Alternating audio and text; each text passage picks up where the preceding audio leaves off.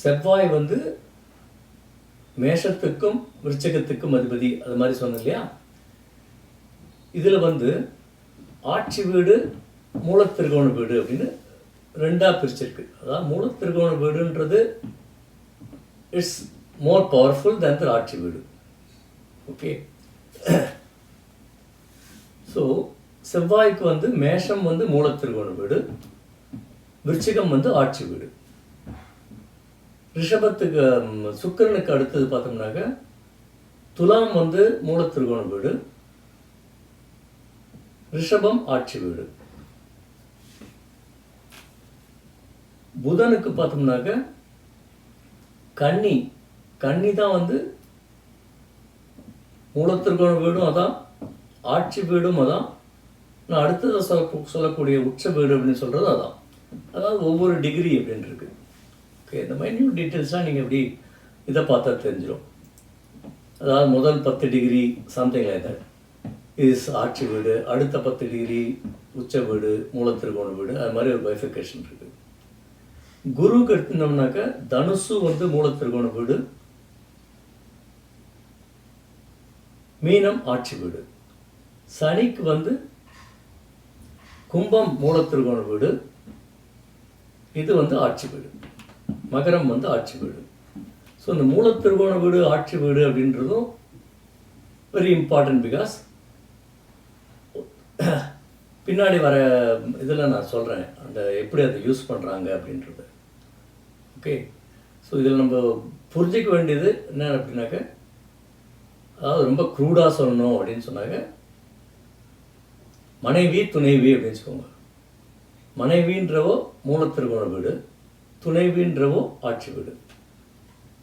Meaning மனைவின்றதுக்கு எல்லா விதமான உரிமையும் உண்டு கணவன்ட்டு, இன்க்ளூடிங் தி சொத்து உரிமை அண்ட் ஆல் தட் இல்லையா. துணைவின்றதுக்கு அந்த சொத்து உரிமை அதெல்லாம் கிடையாது.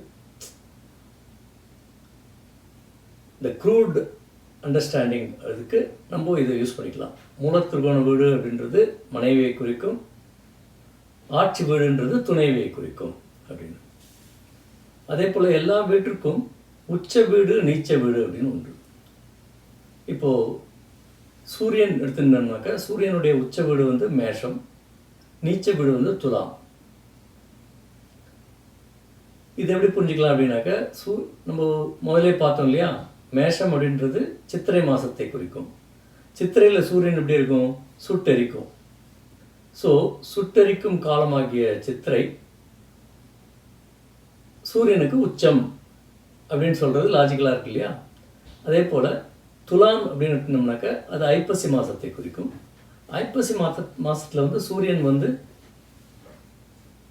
மப்பு மந்தாரமாக தான் இருக்கும் வானம். அதனால் சூரியனுடைய ஒளி ரொம்ப அதிகமாக இருக்காது, அது நீச்சம் அப்படின்னு எடுத்துக்கலாம்.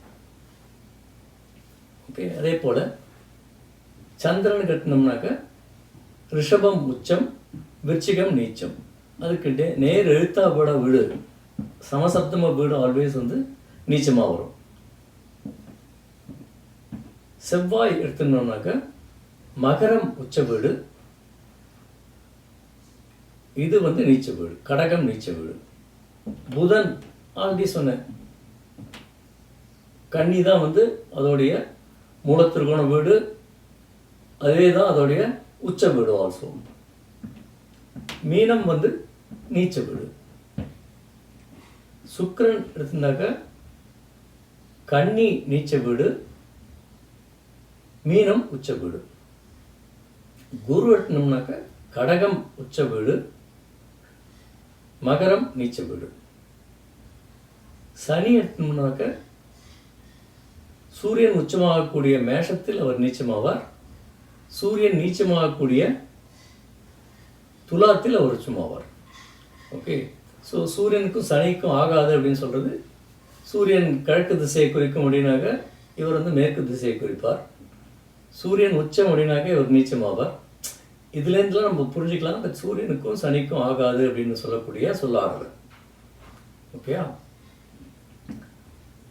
அப்புறம் வந்து நம்ம கிரகங்களுடைய கால அளவுகள் அப்படின்னு ஒன்று இருக்குது.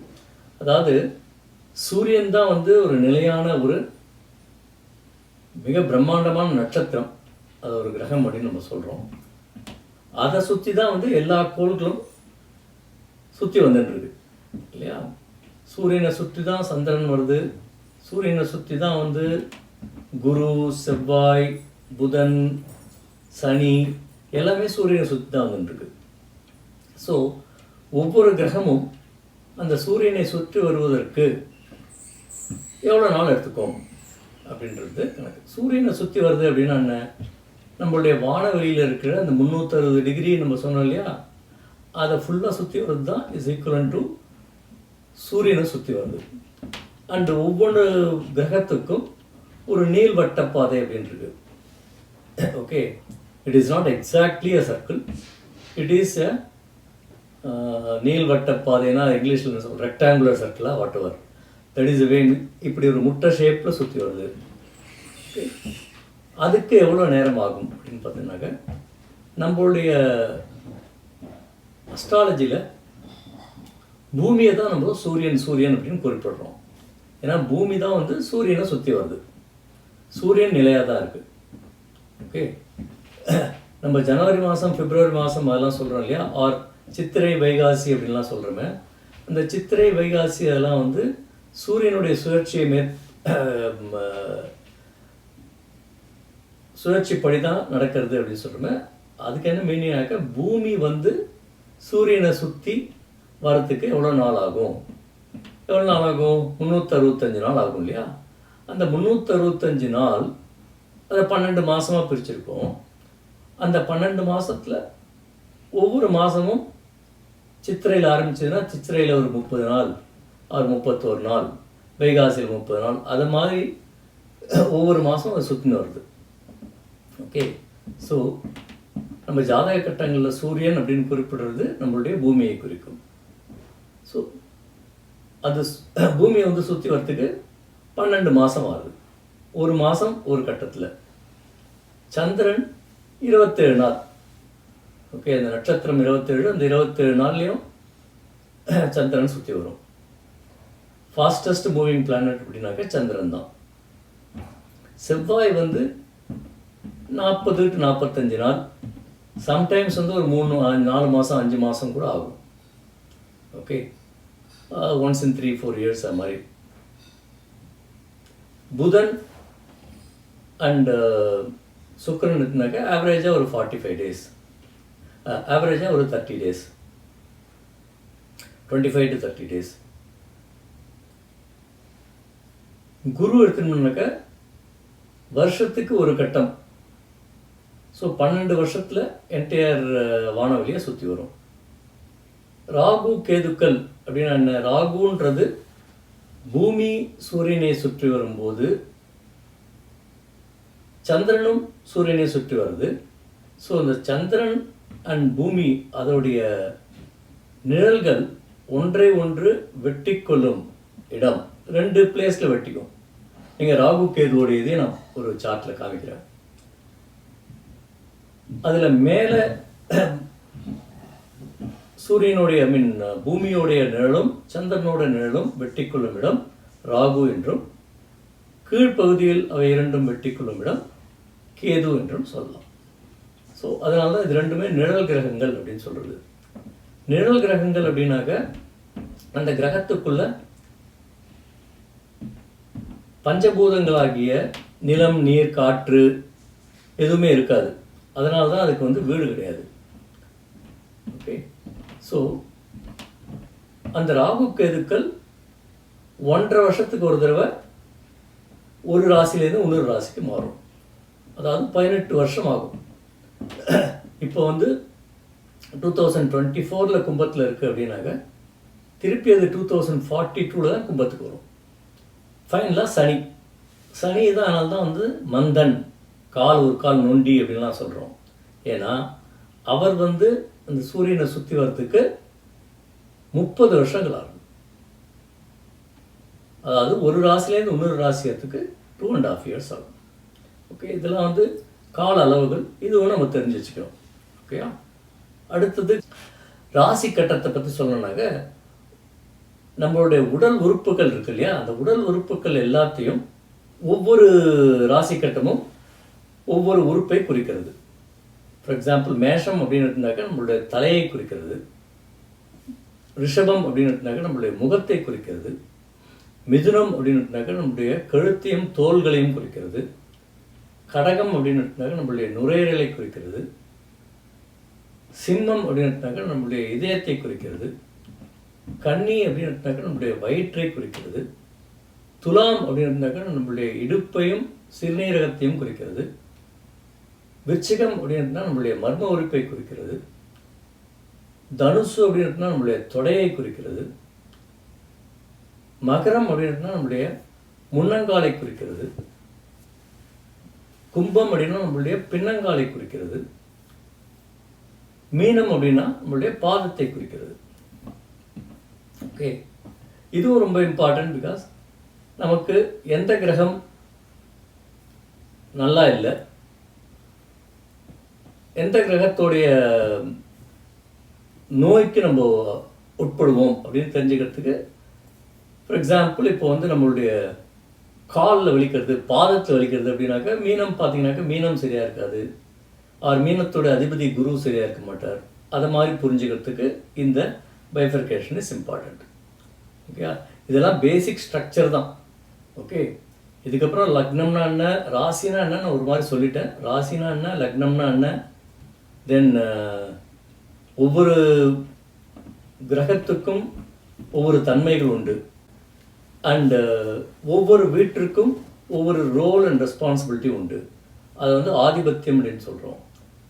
அண்டு ஒருத்தருடைய பிறந்த நட்சத்திரத்தை பேஸ் பண்ணி அவன் எந்த நட்சத்திரத்தில் பிறந்தானோ அந்த நட்சத்திர அதிபதியோடைய தசையில் அவனுடைய லைஃப் ஆரம்பமாகும் அப்படின்னு சொல்கிறோம். ஒவ்வொரு தசைக்கும் எவ்வளோ வருடங்கள் உண்டு அப்படின்றது உண்டு.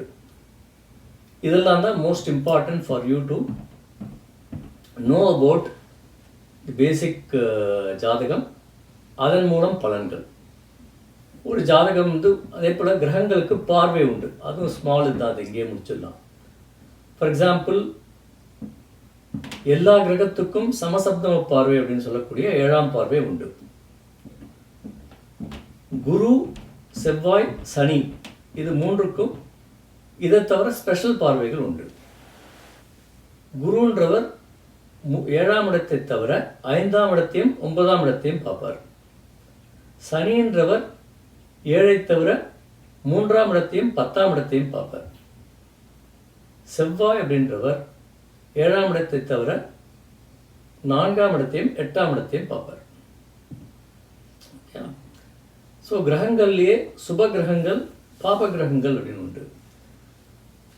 ஜென்ரல், அதாவது குரு, சுக்கிரன், வளர்பிறை சந்திரன், தனித்த புதன் ஆர் சுபரோடு சேர்ந்த புதன், இவையெல்லாம் வந்து சுப கிரகங்கள் அப்படின்னு சொல்லப்படுறது.